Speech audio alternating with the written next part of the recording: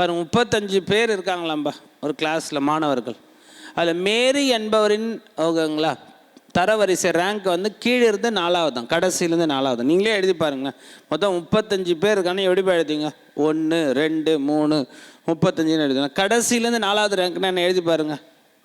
கடைசியிலேருந்து அவங்க 4வது ரேங்க்னா மேரி ஃபஸ்ட்லேருந்து எத்தனாவது ரேங்க்? கடைசியில் 4னா இதான் நம்ம 1 2 3 4 இதான் கடைசியிலேருந்து 4வது ரேங்க். அப்போ மேலேருந்து அவங்க ரேங்க் என்னப்பா? 32.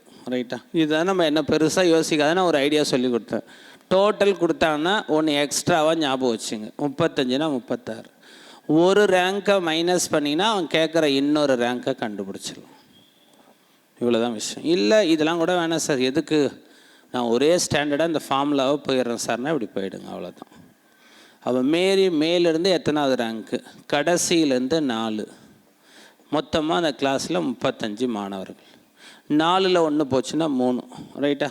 ஃபைனலாக இந்த 3 எடுத்து மைனஸ் பண்ணுங்கள். 35ல் 3 கழித்தால் 32வது ரேங்க். அப்போ மேரியின் தரவரிசை மேலிருந்து 32. இவ்வளோதான் விஷயம். ஓகே பாருங்கப்பா, ஐடியா கரெக்டாக புரிஞ்சிங்கன்னா போதும். இவ்வளோ தான் விஷயம். ரொம்ப யோசிக்கிற மாதிரிலாம் இல்லை கொஷின்.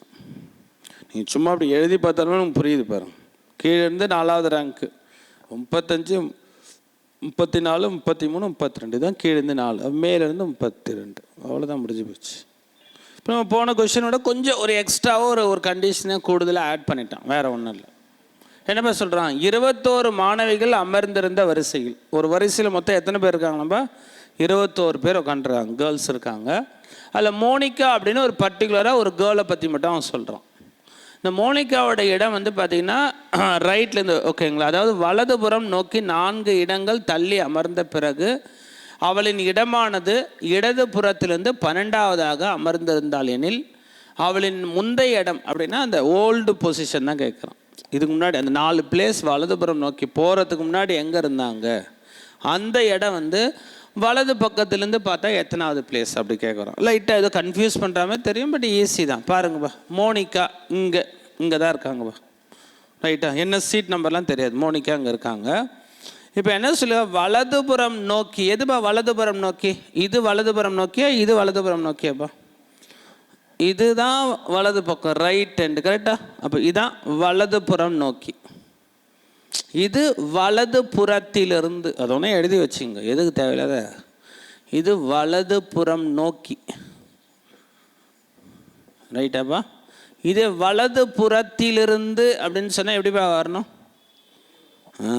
இதுதான் ரைட் ஹேண்ட்லேருந்து தான் இப்படி வரணும். வலது புறத்திலிருந்து அப்படின்னா அப்படி எழுதணும். Right hand to the right அப்படின்னு சொல்கிறோம்ல, அதுதான் வலது புறத்திலிருந்து அப்படின்னா இப்படி வரும். அப்போ பேசிக்காக அந்த வித்தியாசத்தை பார்த்துங்க. அப்போ இது இடது புறத்திலிருந்து இடது புறம் நோக்கினா இப்படி வரணும். ரைட்டா? இது பேசிக்காக ஞாபகம் வச்சு. சரிப்பா, அப்போ இந்த கொஸ்டினில் என்ன சொல்ல, மோனிகாவோட சீட்டு இதான்பா, நம்பர்லாம் தெரியாது. இப்போ என்ன சொல்ல, 4 இடங்கள் தள்ளி அமர்ந்த பிறகு 1, அவங்க சீட்லேருந்து 4 சீட்டு போகிறாங்க. 1 2 3 4 இதுதான் 4 இடங்கள் தள்ளி அமர்ந்த பிறகு. இப்போ இந்த சீட்டில் இருந்த மோனிகா இப்போ எந்த சீட்டுக்கு வந்துட்டாங்க? இந்த சீட்டுக்கு வந்துட்டாங்கப்பா. இப்போ அவங்களோட சீட் எங்கேப்பா சொல்கிறாங்க? இடது புறத்திலிருந்து அவங்க 12வது இடத்துல இருக்காங்க. ஓகே பாருங்க, கேள்வி புரியுதா? பாருங்க, கேள்வி புரியுதா இல்லையா? மோனிகாவோட இடம் ஏதோ ஒன்று இருக்குது. இப்போ என்னப்பா சொல்லலாம்? 4 இடங்கள் வலதுபுறம் நோக்கி தள்ளி அமர்ந்த பிறகு 4 சீட்னா என்னப்பா? இதுதான் மோனிகாவோட இடம். இது 1 சீட்டு, இது 2 சீட்டு, இது 3 சீட்டு, இது 4 சீட்டு.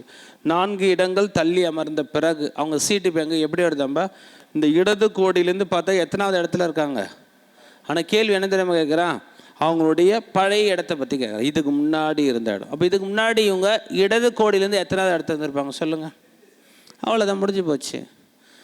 8ஓட 4 கூட்டினா தானே 12 வந்திருக்கும். கரெக்டு?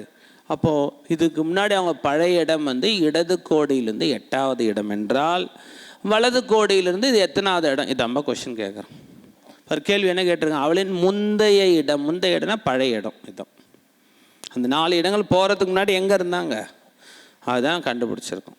இப்போ 12வது இடத்துல லெஃப்ட்லேருந்து இருந்தால் 4 இடம் தள்ளுறதுக்கு முன்னாடி அவங்க 8வது இடத்துல மோனிகா உட்காந்துருப்பாங்க. கரெக்டாப்பா? இது 8 + 4 தான் 12. முடிஞ்சு போச்சு. இப்போ வலது கோடியிலேருந்து அவங்க முந்தைய இடம் என்ன, பழைய இடம் என்ன. ஷார்ட்டாக அவங்களை எப்படி பேச சொன்னேன்? டோட்டல் 21, 1 எக்ஸ்ட்ரா ஞாபகம், 22. அவங்களோட ஓல்டு பொசிஷன் இடதுபுறத்துலேருந்து 8. இதை மைனஸ் பண்ணால் என்னப்பா கிடச்சிரும்? ஒரு பொசிஷனை மைனஸ் பண்ணால் இன்னொன்று ஆட்டோமேட்டிக்காக கிடச்சிரும். 22ல் 8 போச்சுன்னா என்ன வந்துடும்? அப்போ வலது கோடியிலேருந்து அவங்களோட இடம் என்னவாக இருக்கும்? 14. இல்லை கிளியராக ஃபார்முலா வேணும் எழுதுகிறேன் சார், எதுக்கு சார் தேவையில்லாத விஷயம் அப்படின்னு யோசிச்சிங்கன்னா இதுதான் ஃபார்முலா. ரைட்டாப்பா? மொத்த மாணவிகள் எத்தனை பேர்ப்பா அந்த வரிசையில்? 21. எழுதியாச்சா? எல்லோட வேல்யூ என்னப்பா? மோனிகாவோட பழைய இடம் எதுப்பா? பழைய இடத்த வச்சு, புது இடத்த வச்சு கொஸ்டின் இல்லை, பழைய இடத்த வச்சு தான் கேட்குறேன். 4 இடங்கள் தள்ளிய பிறகு 12. அப்போ அதுக்கு முன்னாடி அவங்க எத்தனாவது இடத்துல இருந்திருக்கணும்? 8வது இடம். அப்போ இடது கோடியிலேருந்து 8. கேள்வி வலது கோடியிலேருந்து அவன் முந்தைய இடம். அவ்வளோதான்பா. சால்வ் பண்ணுங்கப்பா. 8ல் 1 போச்சுன்னா 7. அந்த 7 அப்படியே எடுத்து மைனஸ் பண்ணுங்கள். 21ல் 7 போச்சுன்னா என்னப்பா இருக்கும்? 14. ஓகே பாருங்கப்பா. இப்போ என்னென்னா இந்த 2 பர்சனை வச்சு ஜென்ரலாக ஆன்சர் பண்ண முடியாதுப்பா. ஏன் தெரிய முடியாது? இப்போ நான் சும்மா சொல்கிறேன். இப்போ ஏ அப்படின்னா ஒரு நபர்ப்பா. இப்போ லெஃப்ட்லேருந்து பார்த்தோன்னா ஒரு 7வது இடத்துல உட்காந்துருக்கான்னு வச்சுங்களேன். அதே வரிசையில் பின்னு ஒரு மாணவன் வலது பக்கத்துலேருந்து பார்த்தா 9வது இடத்துல இருக்கான்ப்பா. இப்போ மொத்தமாக இந்த வரிசையில் எத்தனை பேர்ப்பா? உங்களால் ஆன்சர் பண்ண முடியுமா முடியாது? அதை மட்டும் சொல்லுங்கள். ஏ வந்து லெஃப்ட்லேருந்து 7வது இடத்துல இருக்கானா, பி வலது பக்கத்துலேருந்து 9வது இடத்துல இருக்கானா. அப்போ ஏக்கும் பிக்கு இடையில எத்தனை பேர் இருப்பான்? யாருப்பா?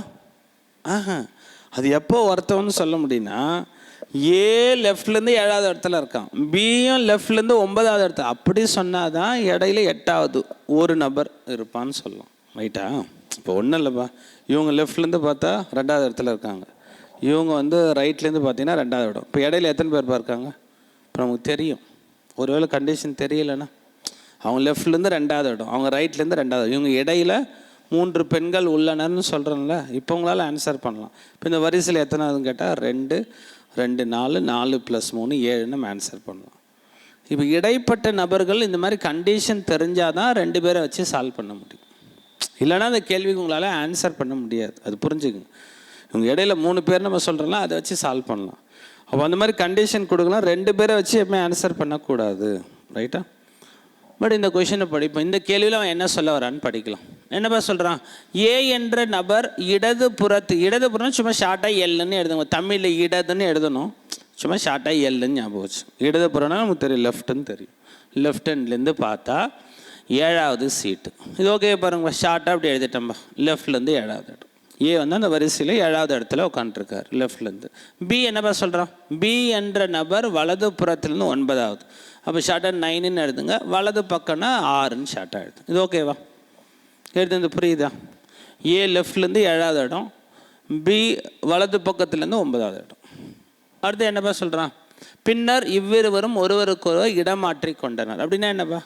ஏவோட இடத்துக்கு யார்ப்பா வந்துடுறாங்க? பி வந்துடுறார். பியோட இடத்துக்கு ஏ மாறுறார். இப்போ சொல்லுங்கப்பா, இப்போ மாற்றின பிறகு இங்கே ஏ இருப்பானா?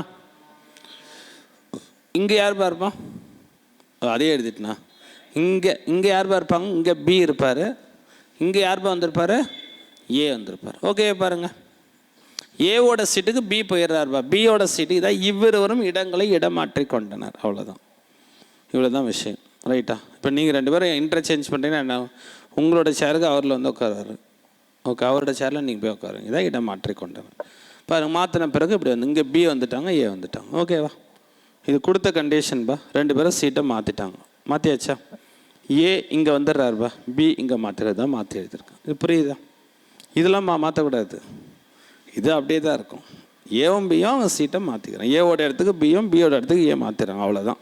இப்போ கண்டிஷனை படிங்க. இப்பொழுது நபர் ஏ என்னப்பா சொல்கிறாங்க? எழுதுங்கப்பா. இப்பொழுது நபர் ஏ இடதுபுறத்துலேருந்து எத்தனாவது சீட்டில் இருக்காரம்பா? இடமாற்றிய பிறகு ஏ 11வது இடத்துல இருக்காரம்பா. அவ்வளோதான், முடிஞ்சு போச்சுப்பா. இப்போ யாரை வச்சுப்பா சால்வ் பண்ணணும்? இப்போ இந்த வரிசையில் மொத்த மாணவர்கள் எத்தனை பேர்னா ஆல்ரெடி சொன்ன ஏவும் பியும் கம்பேர் பண்ணி ஆன்சர் பண்ணக்கூடாது. ஏன் கூடாதுப்பா? ஏன் 2 பேரை வச்சு சால்வ் பண்ணக்கூடாது? அவங்க 2வது இடம், அவங்க 2வது இடம் இடையில அதெல்லாம் உங்களுக்கு தெரியணும். அப்போ தான் சால்வ் பண்ணலாம். 2 நபரை வச்சு எப்பவுமே சால்வ் பண்ணக்கூடாது. அப்போ நம்ம யாரை வச்சு சால்வ் பண்ணால், ஒரே நபரை வச்சு. ஏ என்ற நபர் லெஃப்ட்லேருந்து 11வது இடத்துல இருக்கான், ரைட்லேருந்து 9வது இடத்துல இருக்கான். அப்போ -1 பண்ணால் மொத்தமாக எத்தனை பேருன்னு அழகாக கண்டுபிடிச்சு நம்ம தான் ஃபார்முலா தெரியலாம். ஒரு நபரை வச்சு அவனோட இடது கோடி வலது கோடி இந்த கான்செப்ட்ஸ்லாம் கொடுத்தா அழகாக இந்த ஃபார்முலா வச்சு சால்வ் பண்ணிக்கலாம். அவ்வளோதான். இப்போ ஒரு நபரை வச்சு தான் சால்வ் பண்ணணும். அப்போது ஏயின் இடம் 11, ஏயின் இடம் வலது புறத்துலேருந்து 9. ஏன் -1 பண்ணுறோன்னா, ஒரே சீட்டை நம்ம 2 சைட்லேருந்து கன்சிடர் பண்ணுறோம், ஒரே ஆளை. அப்போ 20ல் 1 போச்சுன்னா எவ்வளோவா இருக்கும்? 19. இது கிளியரானு பாருங்கள். ஏன் ஏவும் பியும் அப்படி சால்வ் பண்ணக்கூடாது சொல்லுங்கப்பா.